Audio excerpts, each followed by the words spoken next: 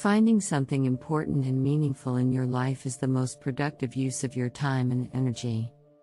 This is true because every life has problems associated with it, and finding meaning in your life will help you sustain the effort needed to overcome the particular problems you face. Thus, we can say that the key to living a good life is not giving a fuck about more things, but rather, giving a fuck only about the things that align with your personal values. Conventional self-help advice, which tells you to visualize success and think about the type of person you want to be, only reinforces the idea that you are not that thing. Everyone wants you to believe that the secret to a good life is to have a nicer job or a better car or a prettier girlfriend. The key to a good life is not giving a fuck about more, it's giving a fuck about less, giving a fuck about only what is true and immediate and important. We are no longer facing a material crisis. We have plenty of resources, TVs and clothes and goods that we don't need. The problem we face is existential and spiritual. We have so much stuff and so many opportunities that we don't know what to give a fuck about anymore. Because there's an infinite amount of things we can now see or know, there are also an infinite number of ways we can discover that we don't measure up, that we're not good enough, that things aren't as great as they could be. The desire for a more positive experience is itself a negative experience.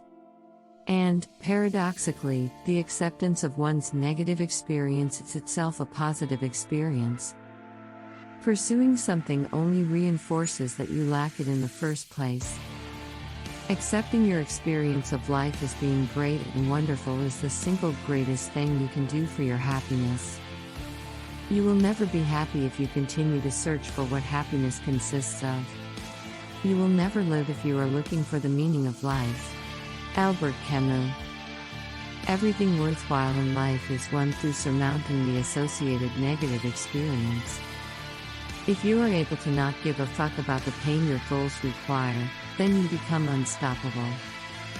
The moments when we don't give a fuck and take action are often the moments that most define the course of our lives. You are going to die someday. Everyone you know is going to die soon. And in your short life you only have a certain amount of fucks to give. Learning how to focus and prioritize your thoughts effectively based on finely honed personal values is perhaps the greatest and most important struggle in life. Subtlety number 1. Not giving a fuck is not about being indifferent. It just means you're comfortable with being different. Don't say fuck it to everything in life, just to the unimportant things. Subtlety number 2. To not give a fuck about adversity, you must first care about something more important than adversity. Subtlety number 3. Whether you realize it or not, you are always choosing what to give a fuck about. The key is to gradually prune the things you care about, so that you only give a fuck on the most important of occasions.